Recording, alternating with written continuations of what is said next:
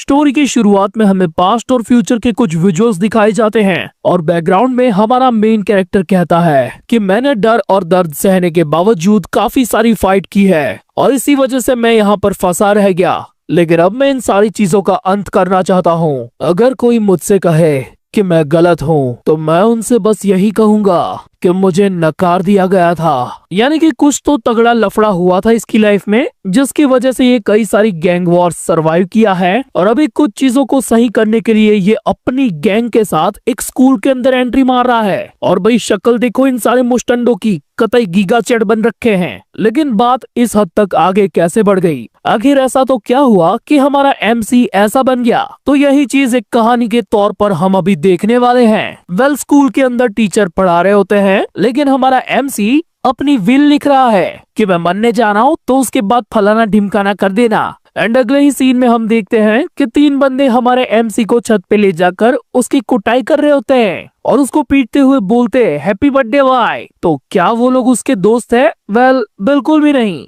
ऐसा उसके साथ स्कूल में डेली होता है। एंड इसी दौरान हमें अपने एमसी का नाम पता चलता है जो कि है दाजुन। एंड यही सारी गलत चीजें जो डेली उसके साथ होती है ना, वही वो अपनी विल के अंदर लिख रहा है कि ये डोयुन ली नाम का बंदा कैसे अपने चमचों के साथ मिलकर मेरे को बुली करता है और सड़ी हुई चीजें खाने पर मजबूर करता है। वो उसके चप्पल तक को छीन के स्कूल से नीचे फेंक देता है और ये जो केक जमीन से रगड़ के उसको खिलाया गया ना, वो केक भी वो दाजुन से ही मंगवाता है कि साले कल भी केक लेकर आइयो, तेरा बर्थडे वापस से बनाएगा मैं। अब इन सारी चीजों की वजह से दाजुन की इज्जत का स्कूल के अंदर कचरा हो चुका होता है। भाई को बस इन सारी चीजों से छुटकारा चाहिए, तो वो डिसाइड कर चुका है कि मैं टपक ही जाएगा। एंड इसी वजह से वो अपना विल लिख रहा था। दाजुन अभी से विजुअलाइज करने लगता है कि जब भी मैं टपक जाएगा उसके बाद इस विल के जरिए मेरे सारे बुलीज का पर्दाफाश हो जाएगा, उनको सजा मिलेगी और मुझे मिलेगा जस्टिस।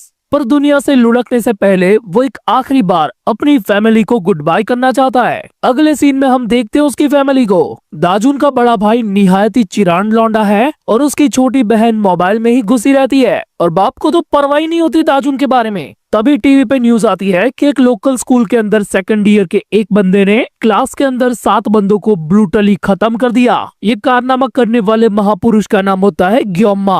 उसको सडनली मीडिया वाले घेर कर सवालात करने लगते हैं तो ग्योंगमा कहता है कि जो भी मैंने किया है मुझे उसका जरा सा भी पछतावा नहीं है। उन सारे भड़वों ने मेरी जिंदगी को नर्क बना के रख दिया था। क्या तुम लोग जानते भी हो कि वो घटिया लोग कैसे थे? मैं तो उनको इंसान भी ना मानूं। और इतना बोलने के बाद वो चिल्लाकर मीडिया के सामने सारी स्कूल के लूजर्स के लिए एक मैसेज देता है कि अगर कोई तुमसे कहे कि तुम्हें अपने बुलीज को माफ कर देना चाहिए तो उनसे कहो किसी को परवाह नहीं है कि तुम कितने दर्द में हो, सिर्फ तुम खुद ही अपने आप को बचा सकते हो। खुद को खत्म मत करो। क्या तुम सच में मरना चाहते हो? Do whatever it takes to survive, do not die. ये सारी बातें सुनकर दाजुन भाई फुल इम्प्रेस, वो जबरा फैन बन गया। इवन रात को सोते हुए भी वो अपने मोबाइल में सर्च कर रहा होता है कि अपने बुलीज को कैसे टपकाएं। जिस दौरान भाई को इंटरनेट पर 69 तरीके की निंजा टेक्निक्स मिलती है। वो कतई एक विलन की तरह एक स्क्रू ड्राइवर ढूंढता है और उससे प्रैक्टिस भी करता है।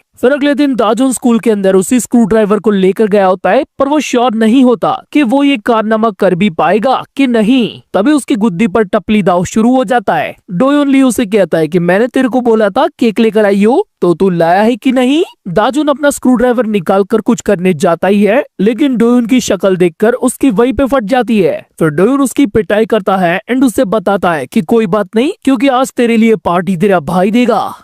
स्कूल खत्म होने के बाद वो लोग दाजुन को अपने अड्डे पर लेकर जाते हैं, जहाँ पर मामला ऑलरेडी सेट है। चकना, beer, Campa cola, Coca Cola, सब कुछ। दाजुन उनसे मना करता है कि मैं ये नहीं पी सकता, लेकिन वो उसे धमकी देता है कि तेरे को पीना ही पड़ेगा। और फिर डोयुन उसके लिए बनाता है पतंजलि स्पेशल सोडा, जिसमें मिक्स होता है चकना, beer, cold drink, ramen, chips और मसालेदार मोजे के साथ साथ उसका अपना थूक। दाजुन बेचारा ये पीना नहीं चाहता, लेकिन उन बुलीज के डर की वजह से वो उसे पी जाता है और बाद में तुरंत उल्टी भी कर देता है। डोयुन भी लाइक कि ये तो नहीं चलेगा, जब तक तू पूरा पिएगा नहीं तब तक तू यहाँ से जाएगा नहीं। वो उसके साथ एक और बार वैसा करता है। दाजुन बेचारे को अगेन उल्टी होती है और उन लोगों का वो तामझाम वाला सारा सामान भी खत्म हो जाता है। डोयुन अपने दोस्तों को पैसे देकर कहता है कि जाओ और लेकर आओ, और दाजुन के मुंह में बची हुई बियर को ठूसने लगता है। तभी दाजुन तुरंत ही उसको धक्का मारकर भाग जाता है, पर डोयुन उसे तुरंत ही पकड़कर उसकी धुलाई करता है और उसके बालों को पकड़कर उसे सड़क से घसीटता हुआ वापस से उसे टॉर्चर करने अपने अड्डे पर ले जा रहा होता है। अपनी इस खस्ता हालत में दाजुन देखता है कि सामने से एक ट्रक आ रहा है, तो तुरंत ही वो डोयुन को उस ट्रक के सामने धक्का मार देता है। अगले सीन में हम देखते हैं कि डोयुन के दोनों चमचे माल पानी लेकर वापस से अपने अड्डे पर पहुंच चुके हैं। तभी वो देखते हैं कि वहाँ रोड पर किसी का एक्सीडेंट हो गया है। फिर सीन शिफ्ट होता है और हम देखते हैं दाजुन को, जिसके मुंह पर 12 बज चुके हैं। वो अपने आप से सवाल कर रहा होता है कि ये मैंने क्या कर दिया। और इस मोमेंट पर बैकग्राउंड में हमें आवाज आती है प्रेजेंट वाले दाजुन की। ये जो अभी हम सारा बसड़ देख रहे हैं वो पास्ट है, प्रेजेंट वाला तो वही था जो शुरुआत में अपनी गैंग के साथ स्कूल के अंदर आया था ना। वो इसी मोमेंट को याद करते हुए कहता है कि ऐसे ही इन चीजों की शुरुआत हुई थी। माई डेस्परेट स्टोरी ऑफ सर्वाइवल। अगले सीन में हम दाजुन को अपने घर के अंदर काफी डरा हुआ देखते हैं और अब उसे पछतावा हो रहा है जो भी उसने किया उसको लेकर। वो अपने आप को यही बता के तसल्ली दे रहा होता है कि अगर मैं ऐसा नहीं करता तो वो मेरे साथ कुछ गलत करता, तो मैंने ये सेल्फ डिफेंस में किया है। वो अगले दिन इसी मूड के साथ स्कूल में जाता है और रास्ते में उसे काफी बुरी फीलिंग आ रही होती है। उसे क्लास के बाहर पहुंचकर लिटरली ऐसा लगता है कि अंदर आर्मी उसका इंतजार कर रही है कि जैसे वो जाएगा वो लोग उसे पकड़ ही लेंगे। वो धीरे से दरवाजा खोलता है एंड क्लासरूम वाज नॉर्मल। सब कुछ बिल्कुल वैसे का वैसा ही होता है, बस उसको परेशान करने वाला भड़वा उसकी जगह पर नहीं होता। And we know the reason why. अब अगले सीन में टीचर का लेक्चर खत्म हो जाने के बाद वो बता रहे होते हैं कि तुम्हारे क्लास में डोयुन का एक्सीडेंट हुआ है कल ट्रक से, सो अभी वो हेविली इंजर्ड है और बेहोशी की हालत में है। ये सुन के दाजुन के गोटे मुंह में आ जाते हैं कि अब मैं क्या करेगा, क्योंकि अगर वो बेहोशी से जाग गया तो दाजुन का भांडा फूट जाएगा और ऊपर से उसके वापस क्लास में आने के बाद इसका बुलीपना शुरू। पर कुछ भी हो, आज क्लास के अंदर काफी टाइम के बाद दाजुन ने पीस को महसूस किया है। उसने आज स्कूल के अंदर ढंग से पढ़ाई भी की है और भाई को ये चीज इतनी अच्छी लगी कि वो रिसेस के दौरान भी कैंटीन में नहीं गया। और ये सब फील करके उसकी आंखों से आंसू आ जाते हैं कि ये सारा इतना अनोखा टाइम तुमने मेरी जिंदगी से छीन लिया था बुलीज। पर तभी एक मस्तीखोर बंदा उससे आकर कहता है कि तूने ही धक्का मारा था ना डोयुन को दाजुन, बता साले। पर दाजुन कुछ बोलता उससे पहले ही उस मस्तीखोर का दोस्त आ जाता है और उसे खींच कर ले जाता है। और वही बंदा उसे कहता भी है कि क्या तुझे लगता है कि ये लूजर वैसा कर भी सकता है। वेल दाजुन को भी क्लासरूम के अंदर काफी सही वाइब आ रही होती है, एकदम डिफरेंट और नॉर्मल, क्योंकि ना आज फालतू में उसे किसी ने बुली किया है और ना ही क्लास के किसी और भोंदू बच्चे को। सब कुछ एकदम परफेक्ट कंफर्टेबल चल रहा होता है, एकदम पीसफुल माहौल। और दाजुन अभी क्लास के विंडो के पास खड़ा होकर यही सोच रहा होता है कि कितनी शांति अब यहाँ पर तभी स्कूल में एंट्री होती है मामू लोगों की। एंड तभी दाजुन को ये पैगाम भेजा जाता है कि आइए भाई साहब, आपको टीचर्स की ऑफिस में बुलाया है। और अगले ही सीन में हम देखते हैं कि दाजुन के हाथों में पुलिस ने हथकड़ी डाल दी होती है, क्योंकि उस पर इल्जाम लगा है डोयुन के अटेम्प्ट ऑफ मर्डर का।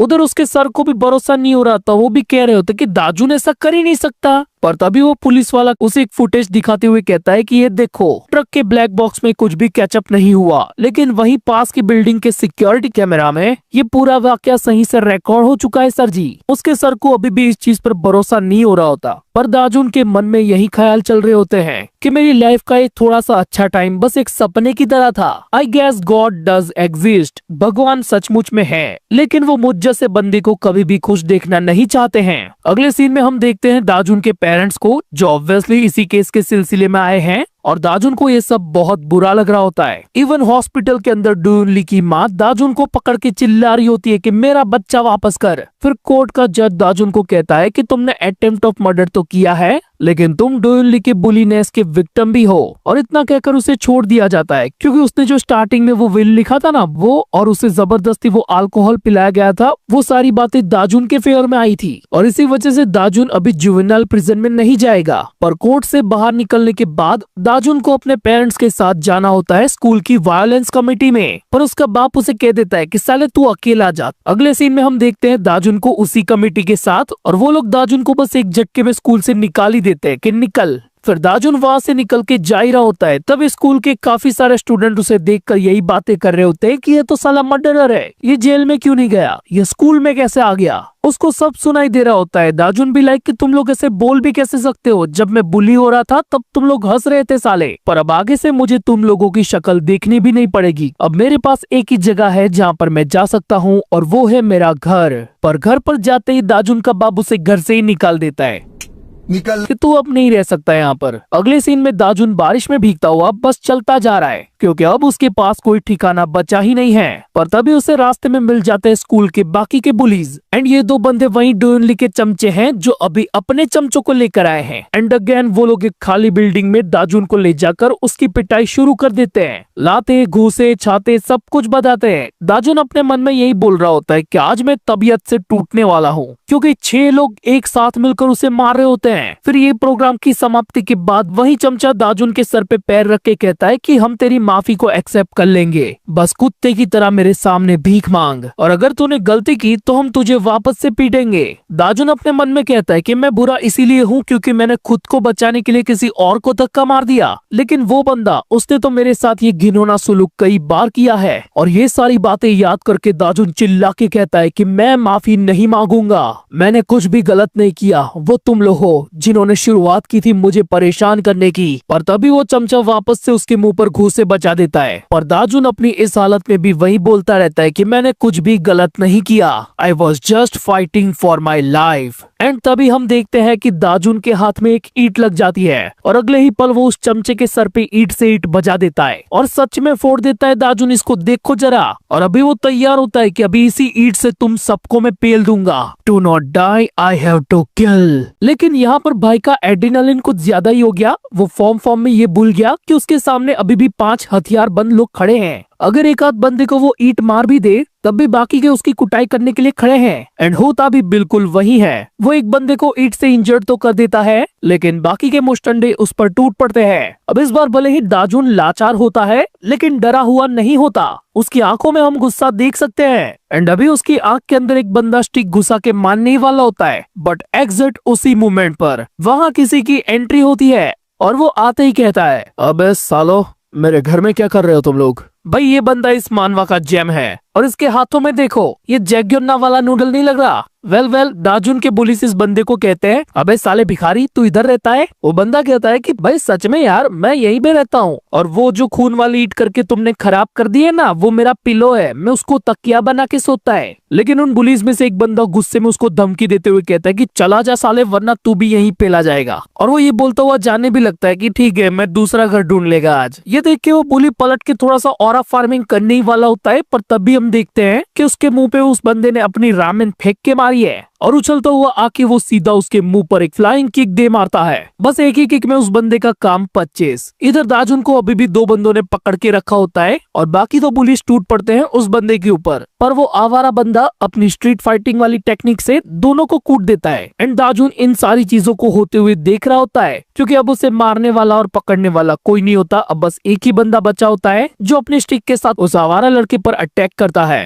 पर तभी हम देखते हैं कि उस बंदे ने भी अपने हथियार को बाहर निकाल लिया है जो कि एक पेपर में निपटा हुआ नाइफ है। ये देख के उस बुली बंदे की फट जाती है और वो आवारा कहता है कि साले अपनी औकात में रहे, देख मैंने तेरे बंदों की क्या हालत कर दी है और वो भी बिना हथियार के, तो सोच मैं अपने इस हथियार से तेरे साथ क्या करूंगा। और ऐसा बोलकर वो अपना पेपर वाला हथियार उसकी तरफ फेंकता है। एंड हम भी देखते हैं कि उसके पास कोई हथियार नहीं है। इनफैक्ट उसने पेपर के अंदर भी वही स्टिक के 2 हिस्से रैप किए हुए थे और उसी पेपर के साथ किक मारकर वो उसके मुंह पे ताजा खबर को छाप देता है। और बस उन पुलिस के लिए इतना ही काफी होता है। वो लोग दुम दबा के भाग जाते हैं और दाजुन ने जिस बंदे को ईंट से पेला था ना वो अभी भी वहीं पे पड़ा हुआ है। वो लोग उससे बिना लिए ही चले गए। ये बुसान की स्क्रिप्ट यहाँ पर कैसे आ गई? वेल ये सब होने के बाद दाजुन उस आवारा बंदे को थैंक्स कहता है कि शुक्रिया भाई आपने मेरी मदद की। लेकिन वो सामने से दाजुन को कहता है कि अबे साले मैंने तेरे बारे में भी कहा था, तू भी निकल यहाँ से, ये अपुन का अड्डा है। मुझे अपना खाना उस बंदे पे फेंकना ही नहीं चाहिए था, पूरी रात मेरे को भूखा सोना पड़ेगा। ये सुन के दाजुन उसके कंधे पे हाथ रख के कहता है कि मैं तुमसे भीख मांगता हूँ भाई, प्लीज मेरे को तुम अपने जितना ताकतवर बना दो। दाजुन की इस बात पर वो बंदा गुस्सा हो जाता है और तभी दाजुन डरते हुए उसे कहता है कि मैं ये फ्री में नहीं करवाऊंगा, मैं तुमको नूडल्स खिलाऊंगा इसके बदले, बस एक बार प्लीज भाई मेरी बात सुन ले तू। अगले सीन में हम उन दोनों को देखते हैं कैफे के अंदर और दाजुन ने अपने वादे के मुताबिक उस बंदे को नूडल्स खिलाए होते हैं और साथ ही अपनी सारी प्रॉब्लम्स के बारे में भी बताया होता है। और वो भी सामने से उसे कहता है कि नहीं भाई दाजुन तूने बिल्कुल सही किया, जो भी उस बंदे के साथ किया वो ये डिजर्व करता था। तो दाजुन उससे अगेन पूछता है कि क्या आप प्लीज मेरी मदद करोगे, मुझे फाइट करना सिखाओगे। पर खाना खाने के बाद वो बंदा उसे मुंह पर ही मना कर देता है कि नहीं मैं तुझे ये सब नहीं सिखा सकता, उसके कुछ और रीजंस है। क्योंकि दाजुन तू एक ऐसे फूल की तरह है जिसको ग्रीन हाउस के अंदर एक नाजुक कदमों से पाला गया हो। अगर तुझे मेरी तरह लड़ना सीखना है तो मेरे साथ इस जंगल में घूमना होगा,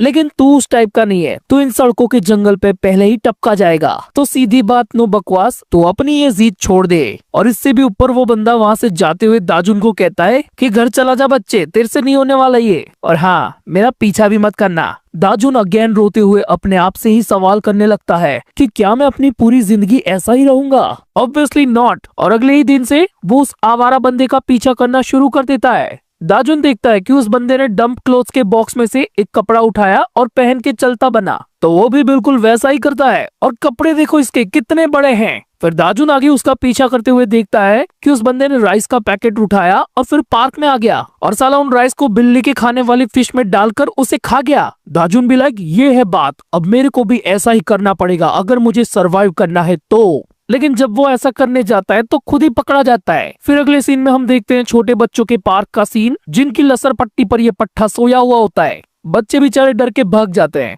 पर जब दाजुन वैसे सोने की कोशिश करता है तो बच्चे तो फुल मोड में खेल रहे होते हैं। अब इस पॉइंट पर दाजुन को शक होने लगता है कि ये तो साला कतई सड़क छाप जानवर की तरह रहता है, क्या मैं इसकी लाइफस्टाइल को कॉपी कर भी पाएगा? लेकिन जब वो उस बंदे को फाइट करते हुए देखता है तो उसकी उम्मीद वापस से जाग जाती है कि एक बार मैं इसके जैसा बन गया तो मैं अपना बदला ले सकता हूँ। और ऐसे ही इस बार वो बंदा दाजुन को नोटिस कर लेता है। वो उसे कहता है कि आखिर तू कब तक मेरा पीछा करेगा दाजुन? क्या तू सच में मुझसे वो सब सीखना चाहता है ताकि तू अपना बदला ले सके? दाजुन दीवार के पीछे से चिल्लाता है कि हाँ भाई मैं करना चाहता हूँ। एंड दैट आवारा बॉय बी लाइक, चल बाहर आजा, अब मैं तुझे सिखाता हूँ, आजा तुझे संडास दिखाता हूँ। वेल वो दिखा रहा होता है उसी बंदे को जो लास्ट नाइट दाजुन की बुलीज में शामिल था। यही तो सबसे पहले पिटा गया था इसके हाथों। बेसिकली ये दाजुन के सामने चैलेंज रख रहा है कि अगर तू इसे हरा देता है स्ट्रीट फाइट में तो मैं तुझे सब कुछ सिखाऊंगा। तूने अपनी लास्ट फाइट के अंदर ईंट से ईंट बजाई थी, वो भी कुछ बुरा नहीं था, लेकिन उतना काफी नहीं है। अगर तुझे सही में बदला चाहिए तो सामने से पंगे लेने होंगे भाई। एंड अगले सीन में दाजुन बिल्कुल तैयार होता है कि अब की बार मैं इसका शिकार करूंगा। लेकिन इस मोमेंट पर हमें उसके पास्ट का एक सीन दिखाया जाता है जिसमें यही सेम बंदा दाजुन से माफी मांग रहा है कि भाई माफ कर दो अपुन को कि मैंने लकड़ियों के सामने तेरी पैंट उतार दी और बाथरूम में तेरे पर पानी डाला।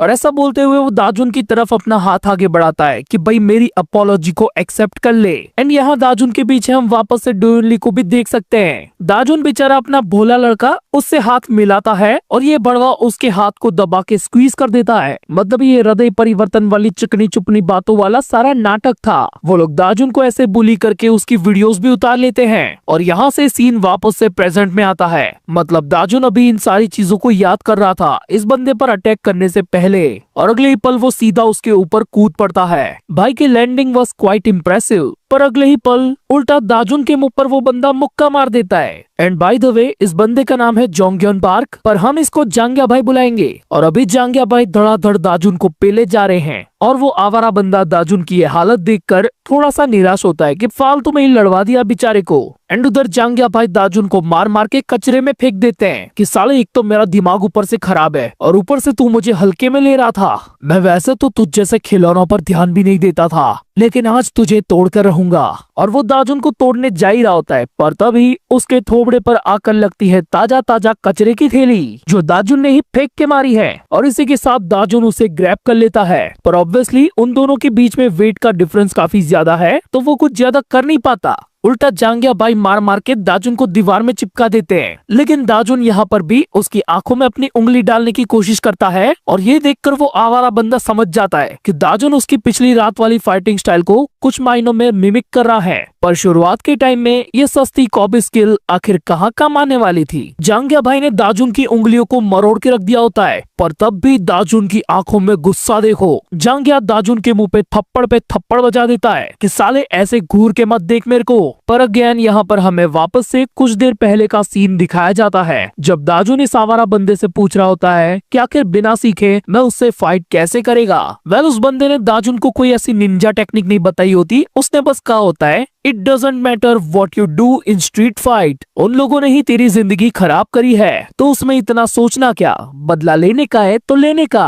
पर करंट टाइम पर दाजुन की ली जा रही होती है। एंड ये देखकर वो आवारा बंदा इधर से निकल ही रहा होता है। यही चीज सोचते हुए कि मैंने कुछ ज्यादा ही एक्सपेक्ट कर लिया था दाजुन से, पर तभी हमें दिखाई जाती है जांगिया भाई की शक्ल जिस पे 12 बज चुके हैं, क्योंकि हमारे दाजुन ने उसकी किडनी पर लगा दिया होता है अपना नाइफ। पहले तो उसे इस बात पर यकीन ही नहीं होता कि दाजुन जैसा लूजर कुछ ऐसा भी कर सकता है। वो इवन उसे कहता भी है कि चल चल हटा अभी से, लेकिन दाजुन उसे अपनी क्रीपी स्माइल के साथ कहता है पकड़ उसे और भी ज्यादा कस के पकड़, ताकि जब मैं उसे जोर से खींचूं तो तेरा हाथ भी कट जाए। ये सुन के उसकी सही में फट जाती है और उसके फ्रीज होते ही दाजुन उसके ऊपर एक लात मार के उसे गिरा देता है। और जब वो गुस्से में उसकी तरफ आगे बढ़ता है तो जांगिया भाई अपना जांगिया पकड़ के भाग लेते हैं, पर घाई घाई में वो किसी अलग ही खोपचे में घुस जाते हैं जहाँ से बाहर निकलने का कोई रास्ता ही नहीं होता। और पीछे दाजुन किसी ज़ॉम्बी की तरह चलता हुआ आ रहा है, इसी फीलिंग के साथ कि आज काट डालेगा तेरे को। और बस वो जांगिया के पास आकर उसकी काफी गंदी धुलाई करता है। उसे हर तरफ से मुक्के और लातें पड़ रही होती है। एंड वो एक बार दाजुन को रुकने के लिए भी कहता है, पर दाजुन कहाँ रुकने वाला था। वो एक लात के साथ वापस से उस पर अटैक करना शुरू हो जाता है, क्योंकि उसे पास्ट की वो सारी बातें याद आ रही होती है कि कैसे बिना किसी गलती के भी उसकी पिटाई की जाती थी। दाजुन अभी उसको मारते हुए काफी ज्यादा इमोशनल हो जाता है और कहता है कि तुम लोग सोच भी नहीं सकते कि मेरे लिए वो सारी चीजें कितनी ज्यादा दर्दनाक थी। मैंने हर दिन अपने आप को खत्म करने के बारे में सोचा। अब ये सब बोलते बोलते दाजुन का गार्ड डाउन हो जाता है, जिसका फायदा उठाकर जांगिया उसका हथियार छीन लेता है और गुस्से में तुरंत उस पर अटैक भी कर देता है। ये चीज होती हुई देखकर वो आवारा बंदा भी शॉक हो जाता है, पर वो देखता है तो दाजुन तो स्माइल कर रहा होता है, बिकॉज सरप्राइज सरप्राइज उस पेपर के अंदर कोई नाइफ नहीं बल्कि एक मेटल स्केल थी, जिससे अभी तक जांगिया भाई का पोपट कटे जा रहा था। वेल दाजुन ऑरा फार्म करते हुए उससे कहता है कि साले कम से कम मैं तेरी तरह डरा तो नहीं। ये सुन के जांगिया का गुस्सा और ज्यादा बढ़ जाता है, पर वो आवारा बंदा दाजुन की इन सारी चीजों से काफी ज्यादा इम्प्रेस होता है। पर अगले ही पल हम देखते हैं कि जांगिया दाजुन की काफी गंदी वाली पिटाई कर रहा होता है और तभी वो आवारा अपनी लस्सी को उसके सर पे डाल देता है। एंड बस जांगिया के पलटते ही उसके मुंह पे पड़ती है तनतनाहट भरी लात। और ये किक इतनी बेहतरीन थी कि जांगिया मुंह से विमल तक थूक देता है और वो बंदा दाजुन से कहता है कि देख भाई, अगर मैं बीच में नहीं पड़ता ना तो तेरी हालत और भी ज्यादा खराब हो जाती। तो अब तू हार गया है तो अब मैं तेरे को नहीं सिखाएगा कि कैसे फाइट की जाती है, ठीक है। ये सुन के दाजुन को अपने आप पे काफी ज्यादा गुस्सा आता है। वो अपने आप से कहता है कि मुझे अगेन उन भड़वों की याद आ गई जिसकी वजह से मैं इमोशनल होकर हार गया। ये कहते हुए वो अपने मुक्के जमीन में मारता है, जिससे उसका खून तक निकल आता है। ये देखकर वो बंदा दाजुन से एक और बार पूछता है कि क्या तू सच में इतना ताकतवर बनना चाहता है, जबकि तेरी हालत यार पहले से ज्यादा खराब है। चल ठीक है, मैं मान गया, मैं सिखाऊंगा तेरे को सब कुछ, पर याद रखियो इससे आगे की सारी चीजें तेरे लिए और भी ज्यादा हार्ड होने वाली है। सीन शिफ्ट होता है और हम उन दोनों को देखते हैं एक डिफरेंट से नेबरहुड में। एंड दाजुन के पूछने पर वो बंदा कहता है कि तुझे ऐसा लगता था ना कि तेरे स्कूल के लोग काफी ज्यादा कमीने हैं, पर बेटे असली महाहरामी लोग स्कूल में नहीं यहाँ पाए जाते हैं। देख, तुझे ऐसा लगता है कि तूने स्कूल छोड़ दी है तो तेरी प्रॉब्लम खत्म हो गई, पर अगर तुझे यहाँ पर सरवाइव करना सीखना है तो तुझे इधर कुछ ऐसे खतरनाक लोग मिलेंगे जो तेरे स्कूल के बच्चों से कहीं ज्यादा कमीने हैं। ये वो लोग हैं जिनके पास खोने के लिए और कुछ भी नहीं है। अगर साले तू सच में उनसे उलझ गया तो वाकई तेरी मुलाकात कुछ खतरनाक लोगों से हो जाएगी। तू कब से पूछ रहा था ना कि हम लोग कहाँ पर है, तो ध्यान से सुन, हम उन्हीं खतरनाक लोगों के एरिया में हैं। दाजुन भी लाइक तो साले मेरे को यहाँ पे लेके क्यों आया। पर अगले सीन में हम देखते हैं कि इसी एरिया के एक घर के अंदर वो बंदा दाजुन को लात मार के धकेल देता है और बस इतना ही कहता है, सरवाइव करने की कोशिश कर बेटे, और दरवाजा बंद। तभी दाजुन जमीन पर पड़ा हुआ देखता है कि उसके सामने कुछ खतरनाक लोग अपीयर हो चुके हैं। वो लोग बत्ती जला के दाजुन से सवालात करते हैं कि भाई कौन है तू, कहाँ से आया है और काई कोई तरह रहना चाहता है। वेल दाजुन वो आवारा बंदी को डिस्क्राइब करता है। ये सुन के वो लोग बोलते हैं कि हांगिल तुझे यहाँ पर लेकर आया है। मतलब अब तक हमने जो उस आवारा बंदी को देखा था ना, उसका नाम है हांगिल जो, और ये घर और उसके अंदर के ये लोग, ये सब उसकी सस्ती हॉस्टल गैंग है। बेसिकली ये सभी लोग अपने घर से भागे हुए हैं और इसी एक रनवे फार्म के अंदर रह रहे हैं। वो लाल बालों वाला लक्की, जिसका नाम डियोप है, वो दाजुन से पूछता है कि क्या तेरे को कुछ आता है लौंडे। उसके पीछे वाली लड़की पूछती है कि क्या तुम जॉब करते हो बेटा। दाजुन वाज कम्प्लीटली ब्लैंक कि सरकार हमका कुछ नहीं आवत है। तो डियोप कहता है कि क्या सोचकर हांगिल इस लुल्ली यूजलेस बच्चे को यहाँ पर लेकर आया, अब वही इसको लाया है तो हम निकाल भी नहीं सकते। तो फाइनली वो लोग डिसाइड लेते हैं कि वो दाजुन को अपने साथ रखेंगे, फिर उसे दिखाया जाता है उसका लग्जरी डिलक्स रूम जो लॉन्ड्री की खोली है, और ये उसे अलॉट करने के बाद डियोप कहता है कि भाई शुक्रिया मत बोलना मेरे को, तुझे ये सब फ्री में नहीं मिल रहा। अगर तुझे कुछ नहीं आता तो कल से तू यहाँ पर तिहाड़ी करके मजदूरों वाले काम करेगा। और अगले दिन से दाजुन की लेफ्ट राइट शुरू, उससे संडास धुलवाया जाता है, गमले उठवाए जाते हैं और थक हार कर वो खाना भी उनसे अलग बैठकर खाता है, जबकि वो चारों लोग खाना अलग से एंजॉय कर रहे होते हैं। पर फिर भी दाजुन को अपनी ये वाली सिचुएशन उसके स्कूल के हादसों से कहीं ज्यादा बेहतर लगती है। अगले कुछ सीन में हम देखते हैं कि दाजुन पूरा नेबरहुड घूमता है, प्लस अपने घर वालों के लिए ग्रोसरीज का सामान भी लाता है, जिस दौरान उसे इतना तो पता चल जाता है कि ये नेबरहुड इतना खतरनाक क्यों है। और इन्हीं चीजों के दौरान वो कुछ थग्स के ग्रुप के बीच में से गुजरता है, तभी उनका लीडर फालतू में दाजुन से पंगे लेने लगता है कि साले नीचे देख के क्या चल रहा है, मेरी गर्लफ्रेंड की टांगे देख रहा है क्या, जवाब देना साले, माफी मांग मुझसे। दाजुन भी लाइक ये साला फालतू में पंगे ले रहा है, और ऊपर से हांगिल ने मेरे को बोला है कि तुझे खुद ही सरवाइव करना होगा। तो उससे पहले वो लुक का हाथ उठाए, दाजुन फाइट के लिए तैयार हो जाता है, पर तभी उसके पीछे से डेओप आके उसे रोक लेता है। क्या चल रहा है बे इधर? वो उस लुक्के की नाक पे थोड़ा सा मारकर आगे बढ़ जाता है कि साले तेरे को बोला था दाजुन मैंने कि घर की साफ सफाई करनी है, बालकनी साफ करनी है, ये सब भूल के तू ये क्या कर रहा है। मतलब इन लोगों ने उस लुक्के को फुल इग्नोर कर दिया, जिसकी वजह से उसका गुस्सा बढ़ने लगता है। वह लुक्के का चमचा उसे कहता है कि भाई पंगे मत लो इनके साथ, ये उस हांगिल जो का क्रू है, और भूलो मत उनके साथ टेक किम भी है। हाँ, ये लंबे बालों वाला जो हुस्न परा है उसी का नाम है टेक किम। लेकिन लुक्के को अपनी पैंट की तरह अपनी भी फड़वानी होती है, तो वो अपनी सस्ती 10 रुपए वाली ब्लेड से अटैक कर देता है उनके ऊपर। वेल्डियो भाई उसे पलक झपकते ही पकड़कर पटक के स्लैम मार देते हैं। ये देख के लुक्के के चमची और चमची के साथ साथ दाजुन की भी फट जाती है कि क्या डेओप भी हांगिल के जितना ही ताकतवर है। भाई का ऑरा देखकर सबसे पहले लुक्के की लुक्की गर्लफ्रेंड भग लेती है। दाजुन स्टिल इन चीजों को सोच रहा होता है कि क्या हांगिल के फार्म में जितने भी लोग हैं वो इतने ज्यादा ताकतवर है। अगले सीन में हम देखते हैं उसी लुक्के को जो पतरे के केबिन पे अपना सर पटक रहा है बिकॉज उसको अपनी बेइज्जती बर्दाश्त नहीं हो रही। तभी वहाँ पर एक मिस्टीरियस बंदा आकर उसे कहता है, क्या तुम सच में हांगिल जो के फार्म को खत्म करना चाहते हो? तो मैं उसमें मदद कर सकता हूँ। फिर हम देखते हैं कुछ दिनों के बाद की रात का सीन, जब हांगिल के फार्म में लौंडे सो रहे होते हैं। तभी वही लुक्का उनके घर के बाहर आ जाता है और वो अपने साथ लाया है गैस सिलेंडर, जिसको वो चुपके से पूरे घर में लीक कर रहा है। दाजुन बेचारा मूतने के लिए लॉन्ड्री रूम से बाहर आता है एंड उसे ये स्मेल के बारे में पता चल जाता है, क्योंकि बाकी के जो लौंडे थे वो पहले ही इस स्मेल से अधमरे हो चुके हैं। दाजुन दौड़ते हुए घर का मेन डोर खोल देता है, जो लगता है सीधा उस लुक्के की नाक पे, एंड सडनली वो उसे पहचान भी लेता है कि साले तू तो वही है उस दिन वाला। लुक्का इस बार बिना पंगे लिए सीधा भग लेता है। दाजुन ये सोच के परेशान होता है कि क्या इतने से पंगे के अंदर ये इन सबको मारने वाला था। वेल, इस बात का पता लगाने के लिए वो खुद उसके पीछे दौड़ लगा देता है, क्योंकि उसे याद आ रही होती है डेओप की वही बातें कि क्या सच में तुझे कुछ नहीं आता।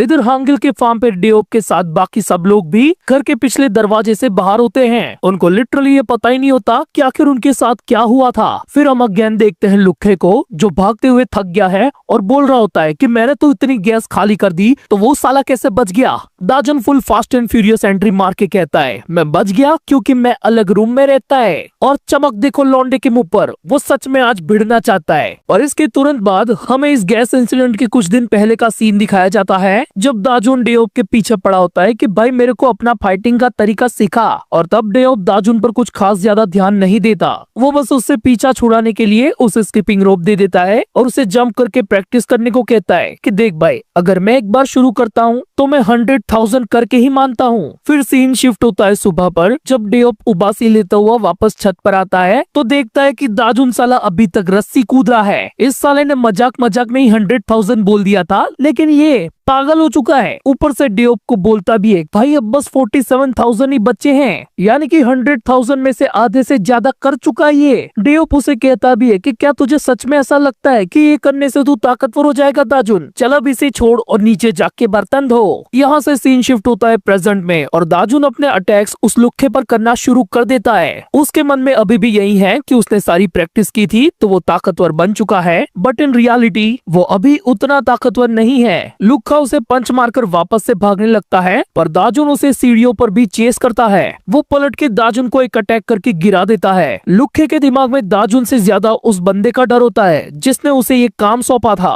पर तभी दाजुन उसके पैर पकड़ के उसे सीढ़ियों से ही गिरा देता है। इसके बाद वो जैसे ही उसके पास जाता है तो लुखा उस पर नाइफ से सीधा अटैक ही कर देता है। वो दाजुन से कहता भी है कि तुझे सच में ऐसा लगता है कि मैं तुझ जैसे बंदे से डर के भाग रहा हूँ, एंड ऐसा बोलकर वो दाजुन पे 2-3 अटैक करके उसे कूड़े में गिरा देता है। लेकिन इसके बावजूद भी दाजुन एक कार्डबोर्ड से उसके अटैक को ब्लॉक करता है, पर वो लुखा इसके बाद भी नहीं रुकता। वो अगेन दाजुन को स्टैप करने की कोशिश करता है और हमें बस उसके खून के छींटे दिखते हैं। सीन शिफ्ट होता है हांगिलजो के फार्म पर, जहाँ पर वो लोग अपने आप को संभालते हुए काफी ज्यादा कंफ्यूज होते हैं कि आखिर हमको बचाया किसने। तब डेओप उन सबसे कहता है कि हमें बचाने वाला दाजुन है। वो अभी यहाँ पर इसीलिए नहीं है क्योंकि वो इस कांड करने वाले इंसान के पीछे भागा है। किमटेक पीछे से कहता है कि सच में इस हादसे के पीछे किसी बहुत बड़े डेंजरस इंसान का हाथ है, यानी कि अभी दाजुन की जान भी खतरे में है। अगले कुछ सीन में हमें दिखाया जाता है कि दाजुन ने अपने फार्म के सारे मेंबर्स को कैसे बचाया था।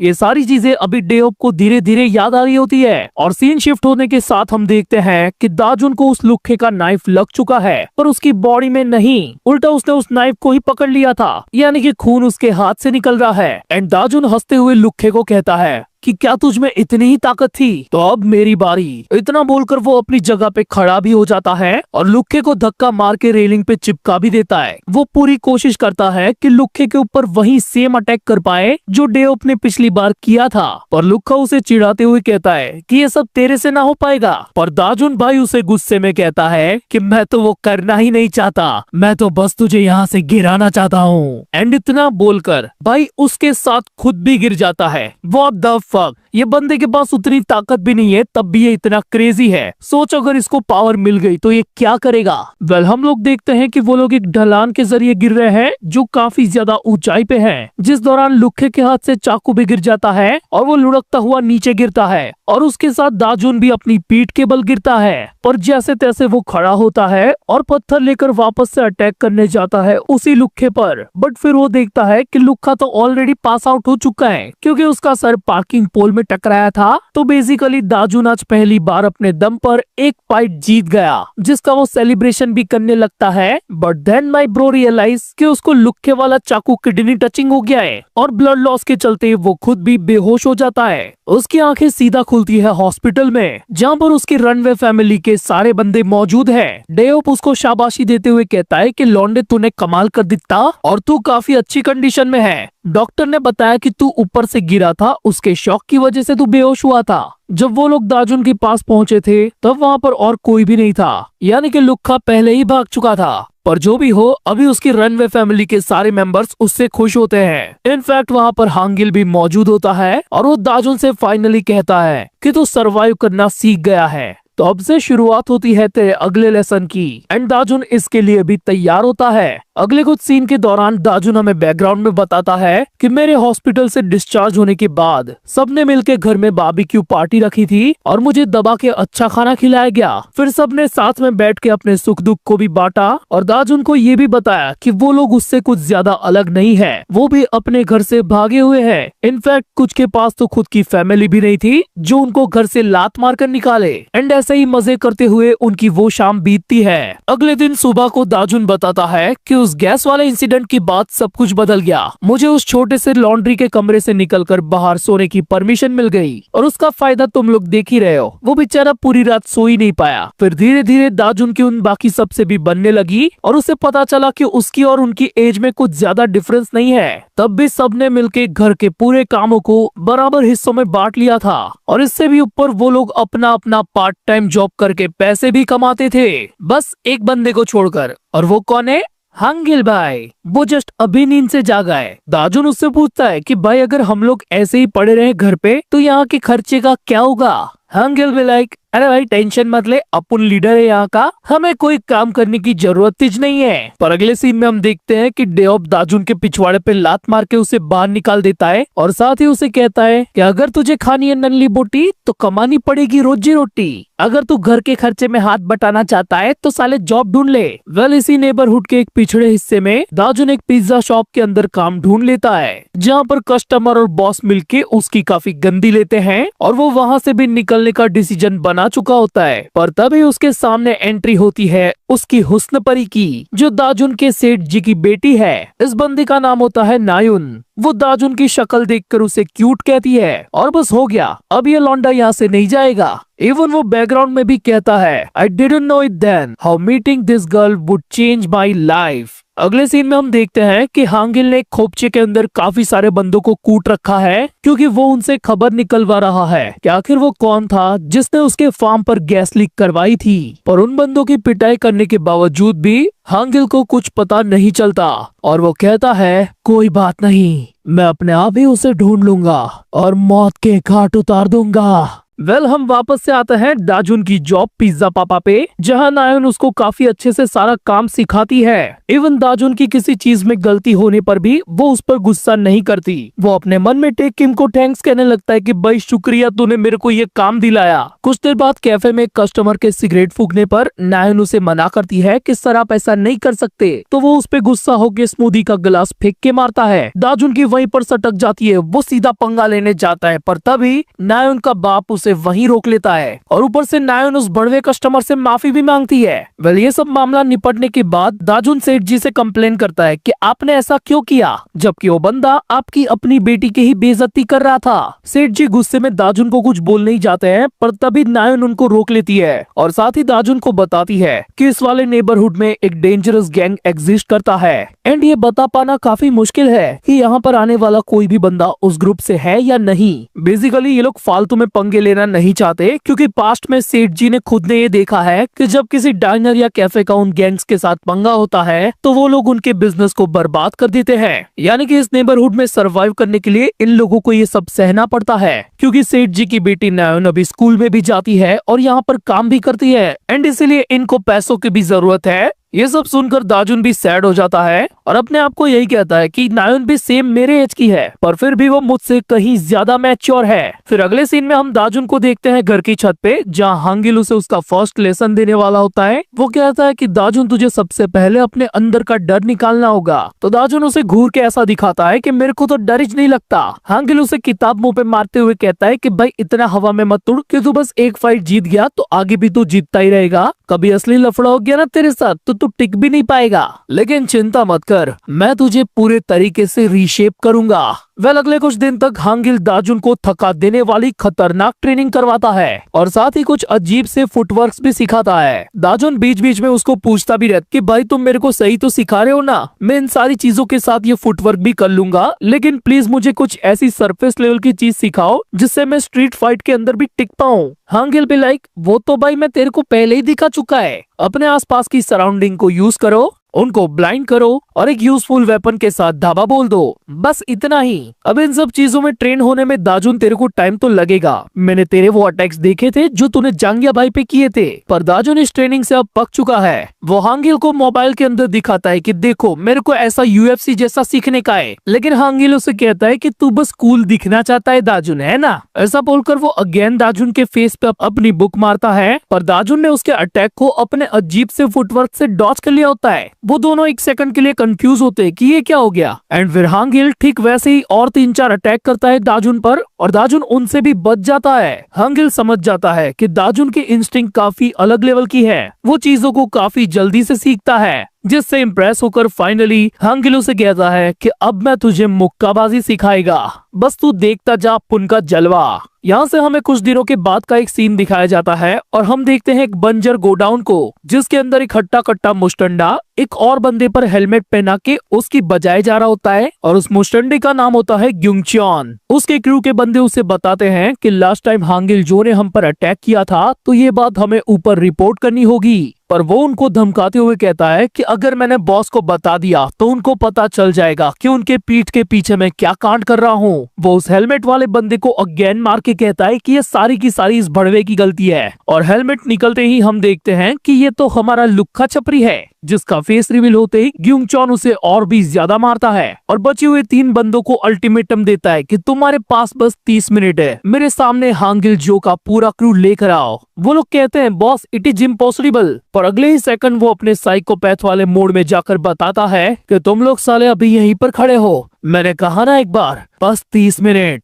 वो तीनों अपनी फुल स्पीड में वहाँ से भग लेते हैं और उनमें से 2 बंदे सीधा पहुँचते हैं हांगिल के फार्म वाले घर पर, जहाँ ऑब्वियसली कोई नहीं होता क्योंकि वो सब लोग अपने अपने काम पर जाते हैं। अगले सीन में हम देखते हैं दाजुन को, जो अपने पिज्जा पापा वाले दुकान पे जा रहा होता है और वो दुकान की विंडो स्लाइड टूटी हुई है क्योंकि उसको ढूंढते हुए वो मोटा मुस्टंडा यहाँ पहुंचा है। वो 30 मिनट वाले जो 3 बंदे भगे थे ना, ये उनमें से ही एक है जो दाजुन को ढूंढते हुए यहाँ पर आया है। दाजुन देखता है कि उसने सेठ जी को पेल रखा है और नायन उसे हल्की आवाज में कहती है कि यहाँ से भाग जाओ दाजुन, पर उसे याद आते हैं नायन के किए गए सारे एहसान और उनकी खराब हालत, और गुस्से में आकर वो मोटे पर सॉस की बोतल फेंक के मारता है। यानी कि दाजुन अब इस हैवीवेट चैंपियन से लड़ेगा। हमें दाजुन के अपोनेंट उस मोटे के बारे में बताया जाता है, इसका नाम है टेयंग किम एंड इसकी एज भी बिल्कुल दाजुन जितनी ही है, 17 साल। और अपनी ऐसी मोटी बॉडी की वजह से उसके पास फाइटिंग का नेचुरल टैलेंट है, तो स्कूल में उससे कोई पंगा नहीं लेता। लेकिन स्कूल के बाहर ग्यूंग चॉन ने उसको धो दिया था, तब से वो उसके लिए तिहाड़ी करता है और अभी करंटली उसका दिमाग काफी ज्यादा खराब है बिकॉज उसे एक छोटा सा लूजर बच्चा चैलेंज कर रहा है। टेंग को लगता है कि दाजुन उसके सामने बिल्कुल एक पिल्ले के बराबर है, इसलिए वो सामने से दाजुन को कहता है कि सुधर जा लाला वरना इधर ही निपट जाएगा, पर दाजुन उसे फैट पिग कहकर चिढ़ाता है। ये सुन के वो सीधा दाजुन पे झपटता है कि तेरे को तो मैं अपनी थूक से ही निपटा देगा। यहाँ दाजुन यूज करता है अपनी स्ट्रीट फाइट का रूल नंबर 1 और एक चेयर को लात मार के टेंग के पैरों में धकेल देता है। उसके बाद वो यूज करने वाला होता है एक न्यू टेक्निक को जो उसे हांगिल ने सिखाई है, लेकिन कैसे वो हम अभी उसके फ्लैशबैक में देखेंगे। हम देखते हैं कि हांगिल दाजुन की चारों तरफ उसे शेडो बॉक्सिंग करके दिखाता है कि कैसे फाइट के दौरान स्टेप लेते हैं, नी को सीधा रखते हैं और हिप से मूवमेंट लेकर शोल्डर से पूरा पंच लॉन्च करते हैं। ऐसा करके वो उसे स्ट्रेट जैब मारना भी सिखाता है और साथ ही बताता है कि इन सारी चीजों को एक्चुअल फाइट में यूज करना काफी ज्यादा मुश्किल है, तो तेरी प्रैक्टिस के दौरान मैं तेरे स्टांस को चेक करता रहूंगा। पर तभी हांगिल नोटिस करता है कि दाजुन तो ऑलरेडी पास आउट हो गया है, उसने गलती से ट्रेनिंग के दौरान ही उसके मुंह पे पंच मार दिया था। फिर अगेन हम आते हैं प्रेजेंट में, जहाँ पर दाजुन उसी टेक्निक का यूज करके टेंग के ऊपर 2-3 जैब मार देता है और साथ ही एक स्ट्रेट पंच मारकर उसे सरप्राइज भी कर देता है। उसे इस तरीके से लड़ता हुआ देखकर नायन भी काफी ज्यादा शॉक होती है। तभी हमें डे ऑफ दिखाया जाता है जो हांगिल को कॉल पर कहता है कि आखिर तुम दाजुन को फाइट करना क्यों सिखा रहे हो। हांगिल कहता है कि उसको स्कूल के बंदों से बदला लेना है, इसीलिए मैंने सिखाया। पर डे ऑफ का ये मानना है कि थोड़ी सी भी चीज सीखकर दाजुन अपने आप को काफी ज्यादा कॉन्फिडेंट मान लेगा और गलती से उसने किसी ताकतवर बंदे के साथ पंगा ले लिया तो वो चीज उस पर ही भारी पड़ेगी, क्योंकि सिर्फ इतना ही सीखने से फाइट नहीं जीती जाती। एंड करंटली वो चीज होते हुए हम देखते भी है। दाजुन ने टेंग के ऊपर जितने भी अटैक्स किए थे उसको कोई फर्क ही नहीं पड़ा, उल्टा वो दाजुन पे अटैक करता है, पर दाजुन यहाँ पर भी उसके अटैक को डॉज करता है। मतलब वो डॉज करके पंच तो मार सकता है, लेकिन उसके पंच में अभी भी उतना इम्पैक्ट नहीं है जितना एक पावरफुल अपोनेंट के खिलाफ चाहिए। और ऐसा करते करते वो सडनली रियलाइज करता है कि टेंग ने उसको कॉर्नर कर दिया है। टेंग दाजुन को पकड़कर बस एक ही पंच में तारे दिखा देता है और उसको गले से ग्रैब करके हवा में उठा लेता है। तभी नायन पीछे से उसे रोकने आती है, पर वो उसे भी धक्का मार के गिरा देता है। अभी दाजुन धीरे धीरे पास आउट होने लगता है एंड अगेन हमें दिखाया जाता है डे ऑफ, जो हांगिल को कहता है कि प्लीज दाजुन का दिमाग इन सारे ख्यालों से मत भर, क्योंकि माना कि वो फाइट कर सकता है लेकिन हर कोई तेरी तरह जीनियस नहीं होता। हांगिल कहता है कि हाँ चल देखा जाएगा, पर वो अपने मन में कहता है कि दाजुन के पास वो टैलेंट है। तभी हम वापस आते हैं पिज्जा पापा पे, जहाँ दाजुन को चोक किया जा रहा होता है, बट सडनली वो सीधा टेंग की आंखों में थूकता है। यानी कि वो अभी इस्तेमाल कर रहा है स्ट्रीट फाइट का सेकंड रूल, अपोनेंट के विजन को ब्लॉक करना। इसी के साथ वो मोटे की पकड़ से छूट जाता है और 2-3 जैब मारकर उसे पीछे ढकेल देता है, बट ऑब्वियसली इससे टेंग को कुछ नहीं होगा। पर तभी दाजुन एक बियर बोतल के साथ टेंग के मुंह पर स्ट्राइक करता है। मतलब एक तरीके से वो अभी जैब ही मार रहा है, लेकिन हाथ में कांच की बोतल पकड़कर। इन अटैक से टेंग की हालत खराब हो रही होती है और नायोन भी डर रही होती है, क्योंकि उस कांच की बोतल पे क्रैक पड़ने की वजह से दाजुन के हाथों से भी खून बहने लगता है। पर दाजुन ने पास्ट में इससे भी गहरे घाव झेले हैं, तो वो बिना रुके उस बोतल को मोटे के मुंह पे बजाया जाता है और एक स्ट्रेट पंच के साथ वो बोतल को तोड़ते हुए टेंग को धराशायी कर देता है। उसका ये रेज मोड देखकर नायोन और उसका फादर काफी ज्यादा शॉक होते हैं। दाजुन थक कर नीचे गिर जाता है, क्योंकि ये फाइट उसने लक पर नहीं बल्कि अपने बलबूते पर जीती थी। लेकिन तभी पिज्जा पापा के अंदर एंट्री होती है उन्हीं दो मुस्टंडों की, जो टेंग के साथी है। इन दोनों को इस कैफे की हालत देखकर ऐसा लगता है कि टेंग को सेठ जी ने पेला है, ना कि दाजुन ने। लेकिन तभी वो अपनी जगह पे खड़ा होकर उनको फाइट के लिए ललकारता है। तभी पलक झपकते ही उन दोनों पर एक खतरनाक सा अटैक होता है। एंड सरप्राइज सरप्राइज, वो अटैक दाजुन ने नहीं बल्कि टेक किम ने किया था।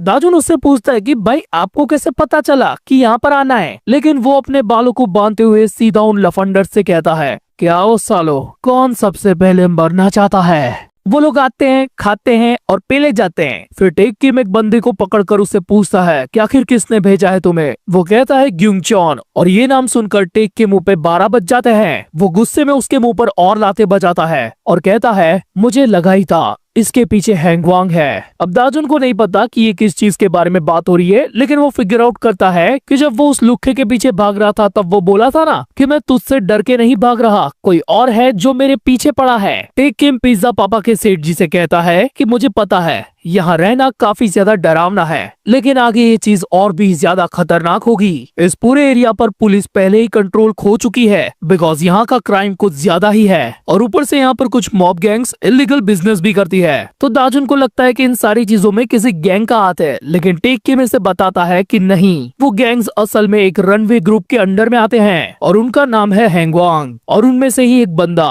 अपनी क्रूरता के लिए जाना जाता है, उसका नाम है ग्यूंग चॉन। टेक किम आगे कहता है कि वो लोग हमारे पीछे इसीलिए पड़े हैं क्योंकि पास्ट में हम लोग उनके रास्ते में आ गए थे जब वो लोग हमारे वाले एरिया पे कब्जा कर रहे थे, यानी कि अब वो लोग वापस आ चुके हैं और हम लोग उनकी नजर में हैं। ये चीज सोचकर सेठ जी एकदम परेशान और पागल हो जाते हैं। टेक किम उन्हें पूछता है कि आपने मुझे पहले इस बारे में क्यों नहीं बताया, और हमें सेठ जी के फ्लैशबैक के थ्रू पता चलता है कि उनके किसी दोस्त की होटल को इन लोगों ने जला दिया था और खबर फैला दी थी कि ये सब शॉर्ट सर्किट से हुआ है, पर वो लोग असलियत में जानते थे कि इसके पीछे हैंगवांग है, और सेठ जी अभी नहीं चाहते कि उनके इस कैफे के साथ भी वैसा हो। पर अब उनका पंगा बहुत ज्यादा बढ़ चुका है। नायोन रोते हुए दाजुन को थैंक्स कहती है और साथ ही वो डरी हुई भी है क्योंकि वो लोग वापस आएंगे। फिर इसकी कुछ देर बाद हम देखते हैं कि टेक किम ये खबर डेओक को बताता है कि हैंगवांग वाला ग्यूंग चॉन फिर से हमारे पीछे पड़ा है। अभी के लिए अपने आप को शांत रखना जब तक हम इन लोगों से निपटने का कोई प्लान नहीं बना लेते। पर तभी डेओप देखता है कि वो जिस स्ट्रीट से चलता हुआ जा रहा है वहाँ की एक शॉप पर कुछ गुंडे तबाही मचा रहे हैं। वो तुरंत ही टेक का कॉल कट करके सीधा उनको कन्फ्रंट करता है और वो लोग सामने से उसे धमकी देते हैं कि हम लोग हैंगवांग का हिस्सा है। तो डेओप के लिए इतनी बात ही काफी थी। वो सीधा ही उनके ऊपर टूट पड़ता है ये कहते हुए कि पहले मुझसे मिलो, मैं तुम्हारा बाप है। उनको कूटने के बाद वो उस बूढ़ी आंटी और उनके छोटे बच्चे को कहता है कि तुम ठीक तो हो ना, पर उसे रिप्लाई में वो आंटी कहती है कि बेटा अपने पीछे देखो। और तभी डेओक के सर के पीछे कोई अटैक करता है।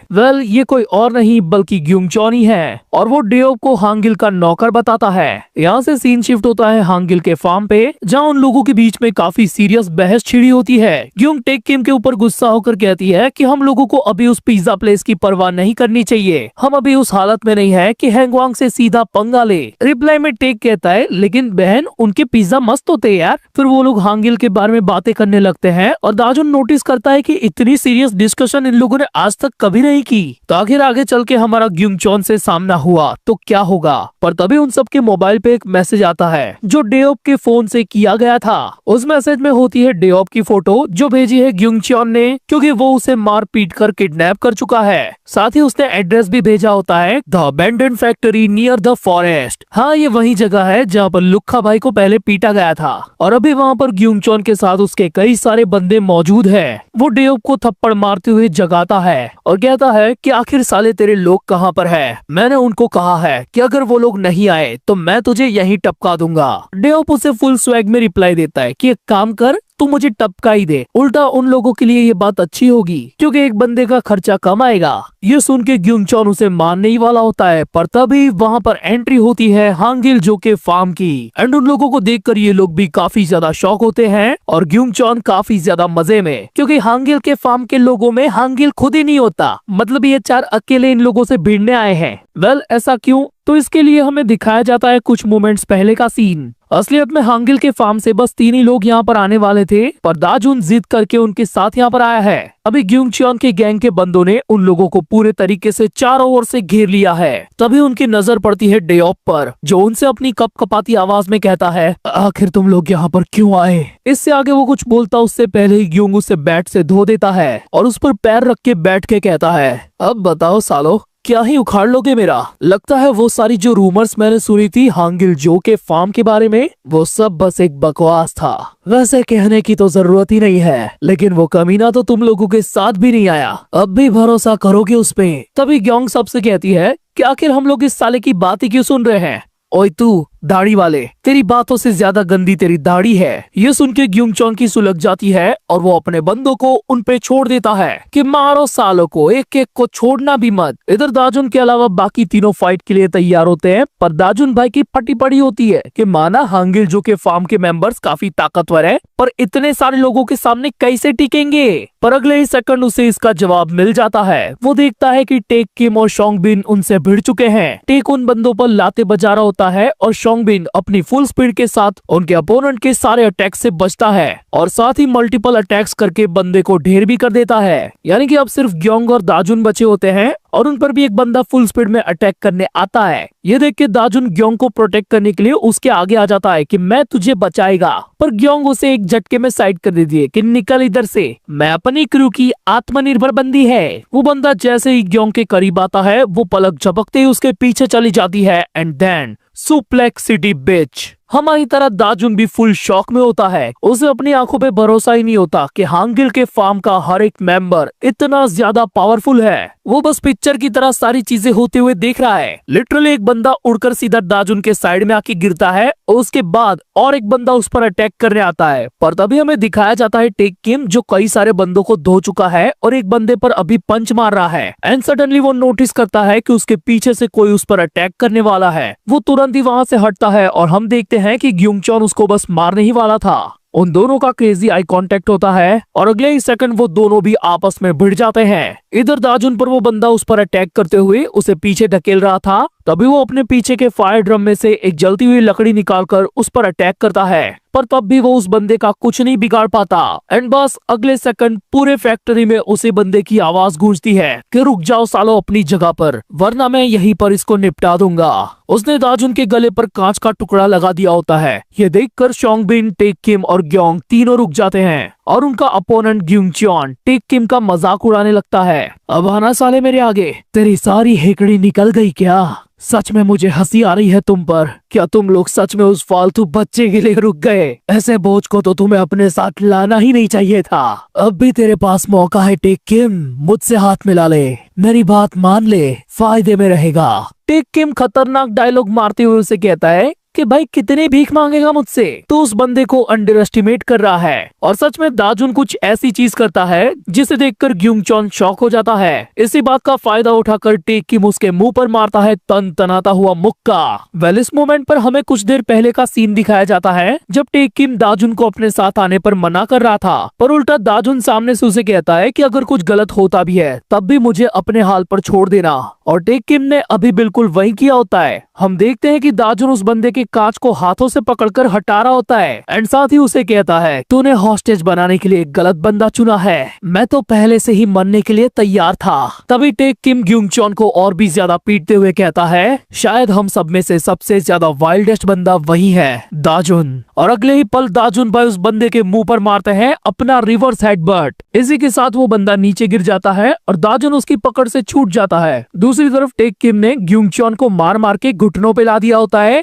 लेकिन वो वापस से अपनी जगह पर खड़ा होकर उससे भिड़ जाता है। एंड इस बार टेक किम के अटैक के बावजूद भी उसने काउंटर में अपने बैट से उस पर स्ट्राइक भी की होती है। टेक तुरंत ही समझ जाता है कि इस मेटल बैट की मार को ब्लॉक करने का कोई भी पॉइंट नहीं है, तो वो स्टेप बैक करके ग्यूंगचॉन के सारे अटैक से बचता है। पर तभी उसके दो बंदे आकर उसे ग्रैब कर लेते हैं और तब ग्यूंगचॉन टेक के ऊपर एक क्लीन स्ट्राइक मारने के लिए तैयार होता है। पर तभी हम देखते हैं कि दाजुन उसके पीछे आकर उसके सर पे एक लकड़ी का फट्टा बजाता है। And then suddenly bro realise कि इस बार मैंने औकात से बाहर वाले पंगे ले लिए हैं। ग्यूंगचॉन गुस्से में अपनी जगह पर ही खड़ा होता है और बोलता है, तुम सालों को अपनी औकात में रहना चाहिए। दाजुन घबराता हुआ अपने आप को मन में कहता है कि मेरे पास वेपन है, मुझे घबराना नहीं चाहिए, लेकिन फिर भी मेरी फट क्यों रही है। वो देखता है कि ग्यूंगचॉन उसके सामने आकर खड़ा हो गया है। क्या तुम मुझसे भिड़ना चाहता है लौंडे? दाजुन को ये रियलाइज काफी लेट होता है कि ग्यूंगचॉन अलग लेवल का बंदा है। वो उन जैसा नहीं है जिनके साथ दाजुन पहले भिड़ चुका है, और ये पहली बार था जब दाजुन को ऐसा लगता है कि इफ आई फाइट हिम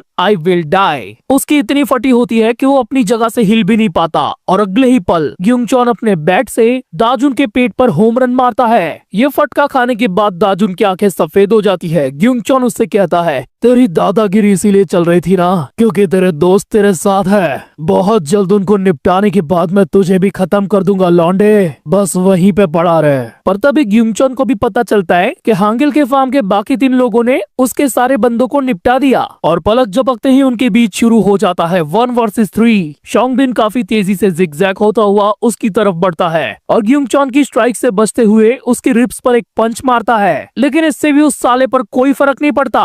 वो अगेन उस पर अटैक करने जाता है, लेकिन टेक किम उसे बीच में ही पकड़ लेता है, तो वो शोंगबिन को लात मारकर दूर फेंक देता है। तभी हमारी आत्मनिर्भर बैडी आकर उसकी एक टांग पकड़ लेती है और उन लोगों का प्लान होता है इसे गिराने का। पर तभी ग्यूंगचॉन अपने बैट को दूसरे हाथ में पकड़कर बैडी को एक स्ट्राइक मार के उड़ा देता है, और तुरंत ही टेक किम का हाथ पकड़ के उसको धोबी पछाड़ मारता है। उस अकेले बंदे ने इन तीनों की हालत खराब कर दी होती है। टेक किम कहता है कि हम लोग उसे हरा सकते हैं, बस हमें अपना गार्ड डाउन नहीं करना है, लेकिन ग्यूंगचॉन की सुई वहीं पर अटकी हुई होती है। वो अगेन कहता है, मैं तुम लोगों को आखिरी चांस देता हूँ सालो, अब भी मौका है, मिल जाओ मुझसे। तो ग्यूंग उसे कहती है कि तेरे भेजे में भेजा है कि नहीं? अगर मुझे चांस मिले मेरी रनवे लाइफ को छोड़कर कहीं पे जाने का, तो मैं अपने घर पर जाऊंगी ना, तेरे यहाँ तिहाड़ी काय को करूँ? अच्छा ऐसी बात है, तो अभी ये मत कहना कि मैंने तुम्हें बस निकलने का मौका नहीं दिया।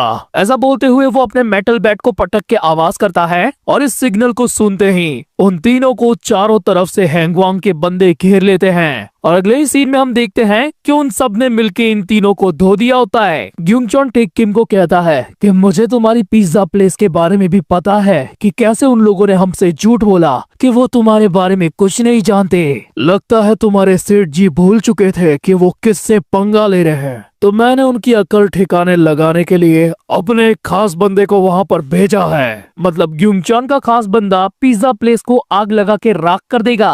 वो बस कॉल लगाकर उसे सिग्नल देने ही वाला होता है, तो टेक किम चिल्लाकर उसे रुकने के लिए कहता है, लेकिन वो इतनी आसानी से कहाँ रुकने वाला था। बट उसे ऐसा करने से रोकने के लिए दाजुन उसके पैर को दांतों से काटने लगता है। मैंने पहले ही कहा था ये बंदा भाई क्रेजी है। वो अगेन ग्यूंगचॉन की लाते खाता है, लेकिन उसका पैर छोड़ने को तैयार नहीं होता, जिससे तंग होकर ग्यूंगचॉन उसके मुंह पर ही अपने बैट से स्ट्राइक मारता है, और बस अब वो पूरे तरीके से ढेर हो चुका है। ग्यूंगचॉन अपने खास बंदे को कॉल करता है जिसका नाम है शुंगबो, लेकिन कॉल पर उसे शुंगबो की काफी अजीब सी आवाज आती है। तभी उस बंद फैक्ट्री का दरवाजा खुलता है और उनका खास बंदा शुंगबो गरबा करते हुए विमल थूकता हुआ अंदर आके गिरता है, और इसी के साथ वहाँ पर एंट्री होती है एक खतरनाक बंदे की। वो आते ही कहता है, तो ये तुम्हारा वो आग वाला बंदा है शुंगबो, है ना? आजकल पता नहीं किन किन से सामना हो जाता है यार, और वो जंगली झाटू लड़के तुम ही लोग हो ना, क्योंकि अभी मैं तुम सबका तबीयत से जंगली पना निकालूंगा। वेल हांगिल जो वाज हियर। बाइक की एंट्री होते ही उसके ऑरा के साथ सब लोग पहचान जाते हैं कि यही है हांगिल जो, और वो उन सबसे कहता है कि तुमने इतने प्यार से जो पैगाम भेजा था वहीं से तुमने इन सारी चीजों की शुरुआत कर दी थी। मैं तो हर जगह तुमको ढूंढ रहा था। मानना पड़ेगा कि तेरे बंदों ने मेरे लोगों को मारा है, पर ये उतना आसान भी नहीं रहा होगा। ये सुन के ग्यूंगचॉन हांगिल को कहता है कि तुम लोगों ने मेरे बिजनेस में नाक घुसेड़ी, इसलिए मैंने तेरे लोगों के साथ ये किया।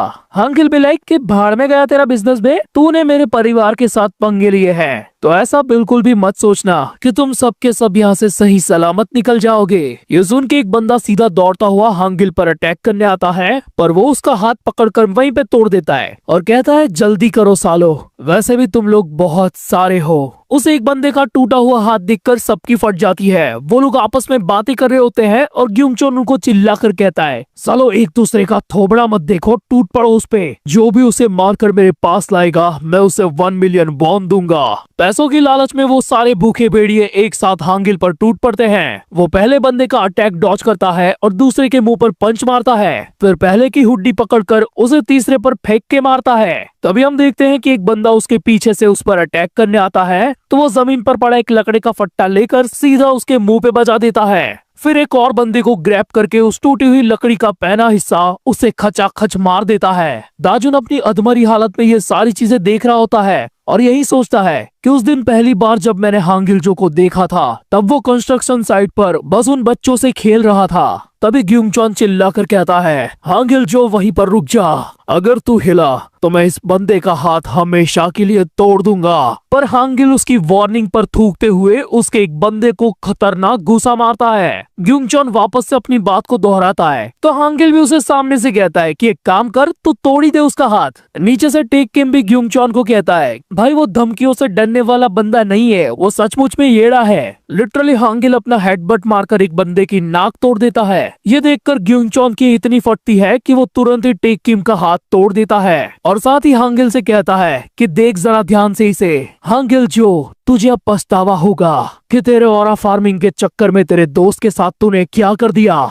ये सुन के हांगिल फायर ड्रम को लात मारकर सीधा एक बंदे पे गिरा देता है और ग्युंगचोन को बोलता है चल देखते हैं किसे पहले पछतावा होता है। इसी के साथ हमें दिखाया जाता है ग्युंगचोन का पास्ट, जहाँ पर उसका बॉस उसे कह रहा होता है मैंने सुना है हांगिलजो का फार्म तेरे इलाके में है, मुझे यकीन है इससे आगे परेशानी होगी। क्या तूने उस अफवाह के बारे में सुना नहीं है कि हांगिलजो की ताकत हमारे हैंगवांग के बिग बॉस जितनी ही है। ग्युंगचोन अपने बॉस से पूछता है कि आखिर आपका कहने का मतलब क्या है सर। तो उसका बॉस कहता है गलती से भी हांगिलजो से मत उलझना। लेकिन वो पूछता है कि अगर वो लोग हमारे रास्ते में आए तब भी। तो उसके बॉस ने उससे कहा होता है कि बस उनको अवॉइड करो, पैसों को कलेक्ट करो और अगर वो लोग तुम्हारे रास्ते में आते भी है तो उनसे पंगा मत लो। पर हम देखते हैं कि ग्युंगचोन ऑलरेडी हांगिल पर अटैक कर चुका है, यानी कि उसने बॉस का कहा ना मानकर बड़े पंगे ले लिए हैं। उसके अगले 2 अटैक से हांगिल एकदम आराम से बचता हुआ पीछे चला जाता है और उससे ऐसे बचता है कि उसका वो हिट सीधा उसके ही बंदों को लगता है। ग्युंगचोन और भी ज्यादा स्पीड में हांगिल के मुंह पर अपना बैट मारता है, बट उसके साथ साथ हम भी देखते हैं कि हांगिलजो उसी के एक बंदे को बीच में ले आया है और उसे जमीन पर डालते हुए कहता है अब बस तू अकेला बचा है। हांगिल की इतनी खतरनाक परफॉर्मेंस देखने के बाद भी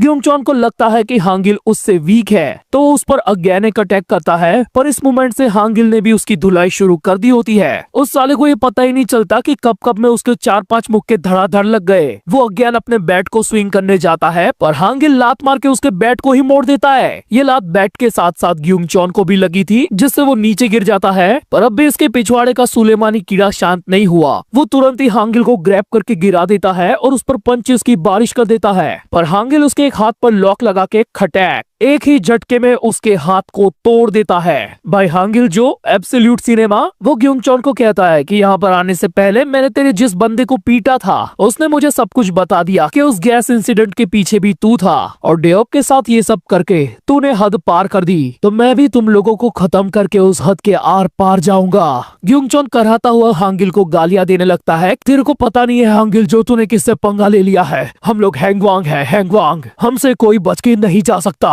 हम कितने हैं उसकी तुम कल्पना भी नहीं कर सकते। मैं जानता हूँ कि तू हैंगवांग के बिग बॉस को जानता है, मैं उनको सब कुछ बता दूंगा और वो तुमको खत्म कर देंगे। ये सुन के हांगिल उसके बाल पकड़ते हुए कहता है कि ठीक है, उसको हाई बोल दियो मेरी तरफ से, पर अभी मुझे तेरे साथ हिसाब बराबर करना है। वो उसे घसीटते हुए ले जा रहा होता है एक फायर ड्रम की तरफ। ये पहली बार था जब ग्युंगचोन को अपनी आंखों के सामने खौफ नजर आता है। एंड अगेन हम उसका पास्ट देखते हैं जब वो अपने बॉस से पूछता है कि हम लोग हांगिल से पंगा क्यों ना ले, तो उसके बॉस ने रिप्लाई में कहा होता है कि तू जानता नहीं है कि इतने बड़े हैंगवांग में से आज तक किसी ने भी ये करने की जुर्रत क्यों नहीं की? बिकॉज कि वो सब लोग भी जानते हैं कि वो हार जाएंगे। और अभी हांगिल जो ग्युंगचॉन की गुद्दी पकड़कर उसका थोबड़ा उस फायर ड्रम के अंदर डाल देता है। उस पूरी अबेंडन फैक्ट्री के अंदर ग्युंगचॉन के चिल्लाने की आवाज गूंज उठती है। तब हांगिल उसे बोलता है, इस बात को याद रखना, ये सारी की सारी चीजें तुमने शुरू की थी। और जरा देखो हांगिल जो को, ये कितना खतरनाक बंदा है। जो बातें ग्युंगचॉन के फ्लैशबैक में उससे कही गई थी ना, वो इसी हांगिल जो के बारे में की गई थी कि क्यों इतनी सारी गैंग्स को कंट्रोल करने वाला एक सिंडिकेट भी बस इस इकलौते बंदे से पंगा नहीं लेता। और अभी थोड़ी देर पहले ग्युंगचॉन भी खुद बोला था कि हांगिल जो खुद भी पूरे हैंगवांग के बिग बॉस को जानता है, यानी कि हांगिल जो का पास्ट काफी खतरनाक मिस्ट्रीज से भरा है। अभी ग्युंगचॉन तड़पता हुआ हांगिल की पकड़ से छूट जाता है और दूर जाके गिरता है। हम देखते हैं कि उसके चेहरे का थोड़ा सा हिस्सा जल चुका है एंड हांगिल उसके चेहरे पर अभी भी अपनी लातें बजाए जा रहा है। ये देखकर दाजुन बैकग्राउंड में कहता है कि वो पहली बार था जब मैंने देखा कि हांगिल जो हकीकत में कितना ज्यादा टेरिफाइंग है। फिर वो डेओप के पास जाकर उसे कंधे पे उठा लेता है और दाजुन से कहता है, चल लौंडे, आज तो तूने बहुत सारी फाइट कर ली है, अब घर चलते हैं। दाजुन हम सबको बैकग्राउंड में बताता है कि हांगिल के इनक्रेडिबल परफॉर्मेंस के चलते हमने उस रात को सरवाइव कर लिया, पर मैं उस बात से अनजान था कि हमारे बुरे नसीब के पंगे हैंगवांग के साथ शुरू हो चुके थे। यहाँ से जाने के बाद उन सब ने थोड़ा सा टाइम हॉस्पिटल में बिताया और उनका जो भी बिल हुआ वो सारा का सारा दाजुन के पिज्जा पापा वाले सेठ जी ने चुकाया। और उस दिन के बाद से नेबरहुड के अंदर हैंगवांग का बोलबाला कम हो गया। इस पिज्जा पापा वाले सारे एरिया पर ग्युंगचॉन राज करता था, पर हांगिल उसकी अकल ठिकाने लगा चुका था। इधर हांगिल के फार्म में हम लोग देखते हैं कि सभी लोग शांति से बैठे हैं। तभी वो उन सब से कहता है कि हैंगवांग के लोग वापस से हमारा पीछा करते हुए आएंगे। उन लोगों के पास ग्युंगचॉन जैसे बहुत सारे मेंबर्स हैं। हम देखते हैं कि हांगिल के फोन पर एक अननोन नंबर से मैसेज आया है कि आज रात हैंगवांग के लोग इकट्ठा हो रहे हैं और तुमने हमारे बंदों के साथ जो किया था उसका खामियाजा तुम भुगतोगे। हांगिल उन सब से कहता है कि हमें जल्दी से डिसाइड करना होगा कि या तो हम इस जगह को छोड़कर चले जाएं या फिर आने वाले कल के लिए खुद को तैयार करें। जब टाइम आएगा तो वो लोग जरूर हमसे पंगा लेने आएंगे। डेओप उसे कहता है कि हमारे पास तो यहाँ से जाने के लिए कोई जगह ही नहीं है भाई, तुम ही हमें यहाँ पर लेकर आए हो, तो हमारे लिए क्या अच्छा और क्या बुरा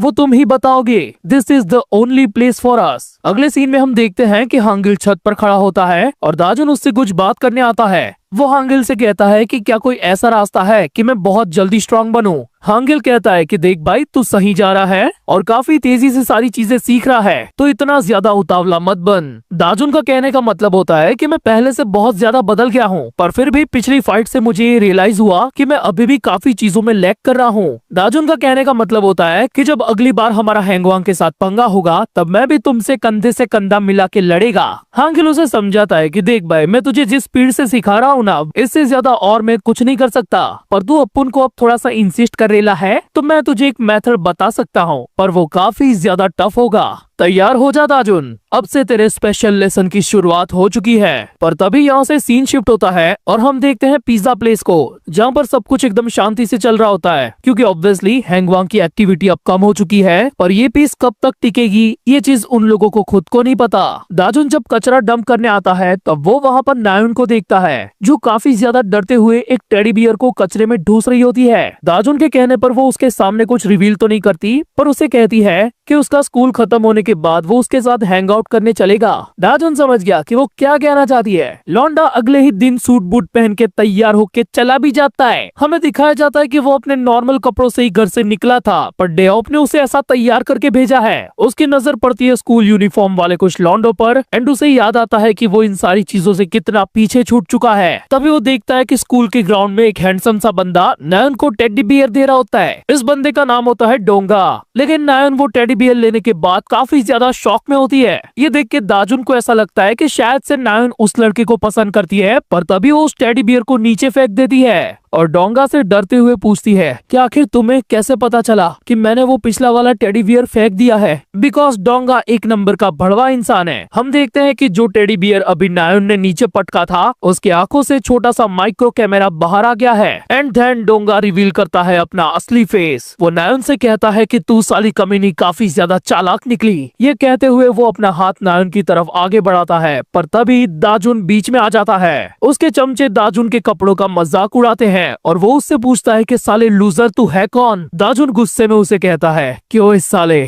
तूने कभी लूजर के हाथ की मार खाई है। वेल अब यहाँ से नया लफड़ा शुरू होगा, old loser versus new bullies का। और हाँ, ये जो माइक्रो कैमरा वाली चीज थी ना, वो असलियत में कितने बड़े लेवल से ऑपरेट की जा रही है ये आपको नेक्स्ट पार्ट में ही पता चलेगा। तो अगर ये वीडियो पसंद आई हो तो प्लीज इसे लाइक कर देना और चैनल पर नए हो तो सब्सक्राइब। अब इस एग्जैक्ट मोमेंट से दाजुन की लड़ाई धीरे धीरे करके एक बड़े से गैंग वॉर की तरफ शिफ्ट होगी। हाँ, ये सारी चीजें एकदम अचानक से होना इम्पॉसिबल है क्योंकि हर एक बड़ी चीज को सेटअप होने में टाइम लगता है। हमारे प्यारे लुकिज्म मानवा को भी एक प्रॉपर गैंग वॉर के अंदर शिफ्ट होने में अच्छा खासा टाइम लगा था। तो बस मेरा कहना ये है कि इस मानवा को भी सपोर्ट करो क्योंकि आगे इसमें भी बहुत कुछ देखने को मिलेगा। एंड अगर ये वीडियो पसंद आई है तो प्लीज कमेंट करके बताओ ताकि मैं इसका नेक्स्ट पार्ट जल्दी से जल्दी लेकर आऊं।